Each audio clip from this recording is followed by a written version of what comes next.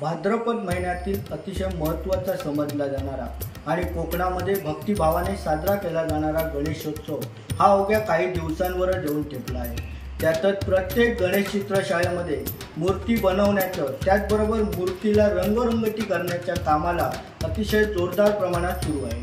आज आपण आहोत ते दोडामार्ग तालुक्यातील प्रसिद्ध असलेल्या श्री पंढरीनाथ देऊळकर यांच्या गणेश आर्ट या स्टुडिओमध्ये आपण पाहू शकता। माझ्या पाठीमागे अनेक कलाकार या ठिकाणी गणरायाचं रंगकाम करताना दिसत आहे। एकंदरीत गणेशोत्सव हा सण अगदी काही दिवसांवरच ठेपला असल्याने प्रत्येक गणेश चित्रशाळेमध्ये गणरायाची मूर्ती बनवण्याचं काम अतिशय जोरदार प्रमाणात सुरू असताना दिसत आहे।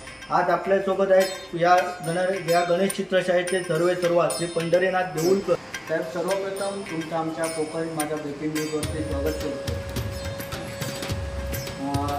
आज या गणेश चित्रशाळेमध्ये आपण मूर्ती बनवता।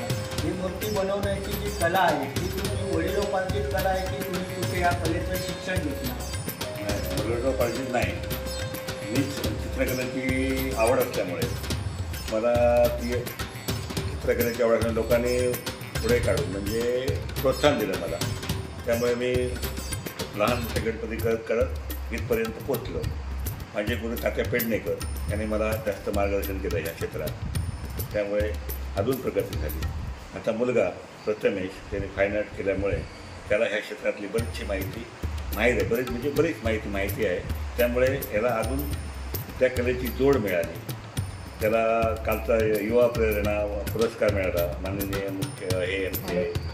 माननीय जिल्ह्याचे पालकमंत्री नितेश राणे साहेब यांच्या हस्ते कोकण सातचा युवा प्रेरणा पुरस्कार मिळाला 2 दिवस झाले। त्याचबरोबर या गणेश चित्रशाळामध्ये पहिले गणेश चित्रशाळा नावाने प्रचलित होती, त्यानंतर कालांतराने ती गणेश स्टुडिओमध्ये रूपांतर झाली।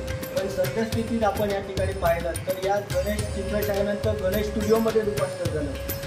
त्यानुसार आज या ठिकाणी किती कामगार या ठिकाणी काम करतात? आता ऑफ सीझन म्हणजे चतुर्थी झाल्यानंतर आमचं फायबरमध्ये काम असतं, शाडो मातीचं काम असतं, आपल्या कागदाच्या लगद्याचे गणपती बनवतो आम्ही, फायबरमध्ये बनवतो। जशा ऑर्डर असतील तशा जवळजवळ आता ह्या गणपतीचं सीझन आहे। जवळजवळ 19 कामगार आहेत माझ्याकडे, घरची माणसं वगैरे ती वेगळी कामगाराची नाही।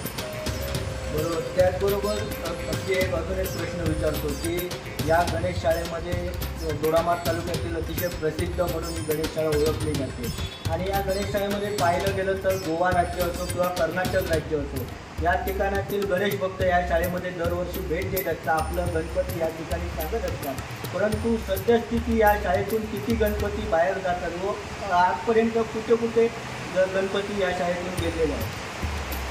गेल्या वर्षी आमचा गणपती म्हणजे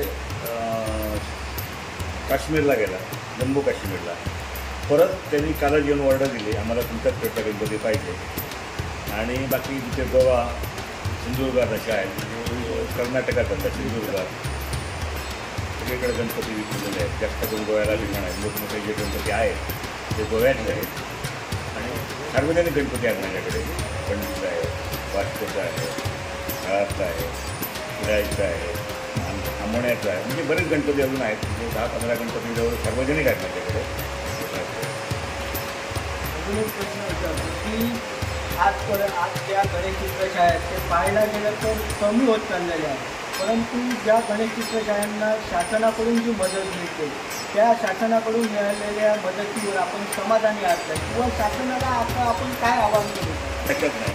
आम्हाला जास्त प्रश्न निर्माण होतो लाईट मशीनी चालत नाही, एक हाऊसपासून मोटर चालत नाही, काम करायला भयंकर प्रॉब्लेम होतो, त्यामुळे काम रेंगळत असतं। लाईटचा मोठा प्रश्न आहे, ते शासनाने याच्यावर लक्ष देऊन त्याला सुरळीत करायला पाहिजे। विद्युत प्रवाह बरोबर नाही, विद्युत पुरवठा हा वारंवार खंडित होतो, त्यामुळे गणरायाचं रंगकाम करण्यासाठी किंवा गणरायाची मूर्ती बनवण्यासाठी त्यांना अडथळा कुठेतरी निर्माण होतो। त्यामुळे प्रशासनाने यावर कटाक्षपणे लक्ष घालावा आणि जो खंडित होणारा विद्युत पुरवठा हा गणेश चतुर्थीच्या कालखंडामध्ये सुरळीत करावा अशी मागणी गणेश चित्र